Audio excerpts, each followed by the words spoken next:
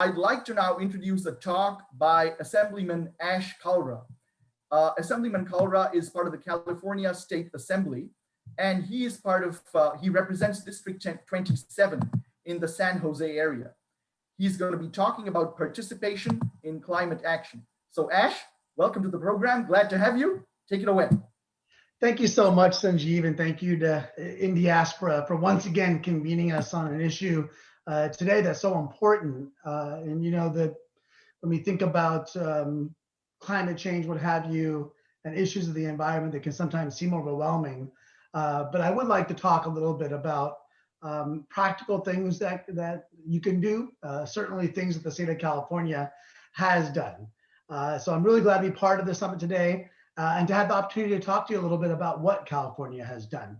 And of course, and for those of you that live in California, if you ask any Californian why they enjoy living in the Golden State, you're likely to hear about the environment, from our majestic redwood forest to our coastline, which is the envy of the world. You name it, that's a big reason why we're here. And we're lucky to share such splendor with a vast array of native species, including plants, migratory birds, aquatic animals, and other wildlife. And our experience over the year in particular, collectively committing to slow the spread of COVID-19 through social distancing and what have you, it's really reinforced how critical nature is to California's way of life. Nature has been one of our few escapes during this challenging time where we can get away from the stresses of the global pandemic and economic stresses and what have you that have been dominating our mindset and get to nature, get to open spaces.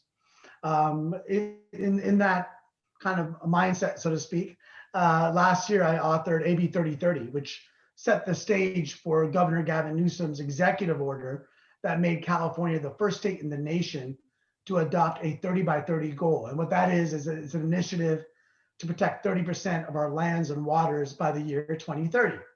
And so not only did my introduction of the bill lead to the governor's executive order, but even within less than 2 or 3 weeks after President Biden was inaugurated, he put forth a plan to do so at the federal level as well. And so protecting that land is critical. And time again, California has continued to demonstrate its leadership role in environmental stewardship. But there's no doubt there's still much work to be done to protect and conserve our finite resources and really to create policies that drive more sustainable practices.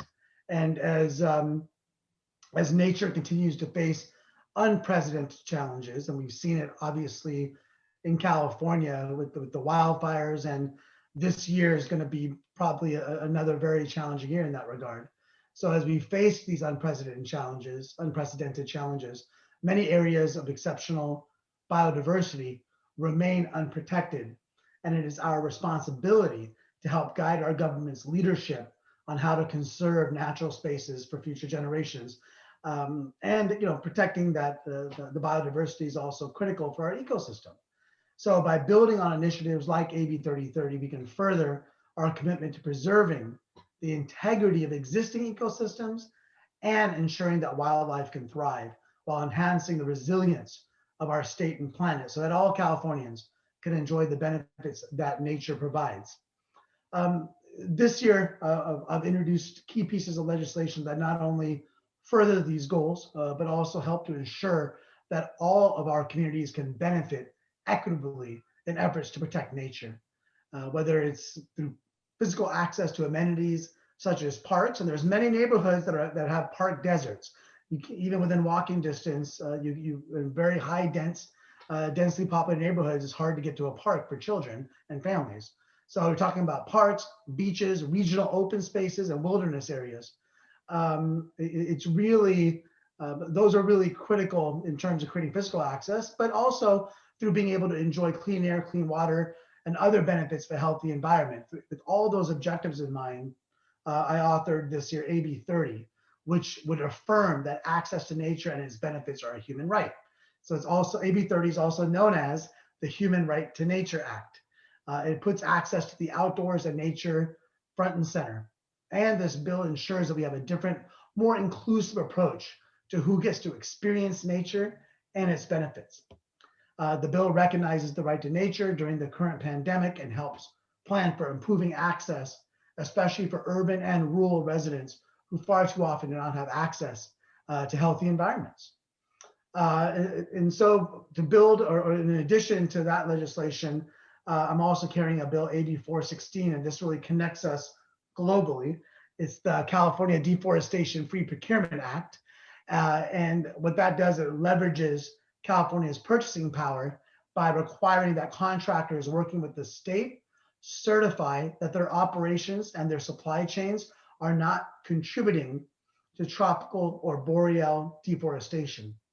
As the fifth largest economy in the world, California has significant market force, and this bill sends a crucial signal to global markets that illegal and destructive commodity-driven deforestation and primary forest degradation will not be tolerated. And while we work together to recover from this pandemic, we cannot allow ourselves to slide back into business as usual. And so Norway and France already have this policy in place, but as mentioned, as the fifth largest economy in the world, if we adopt this, we will be the largest economy in the world to have this policy in place, because our actions contribute to deforestation. It's not just their problem. These are the lungs of the world. And so as we're contributing to it, let's also contribute to solving the problem by reducing our demand on those commodities to reduce deforestation. And so restrictions in travel, we know, again, trying to get back to business as usual, restrictions in travel and economic activity due to the pandemic have certainly curbed carbon emissions in 2020, but not by as much as you'd think. In fact, the overall global trend of increasing levels of greenhouse gases has continued during the pandemic. So we mustn't forget that we're still in a climate crisis. And while we celebrate the progress we've made so far, we have to also recognize that without taking bold climate solutions, our planet remains in peril.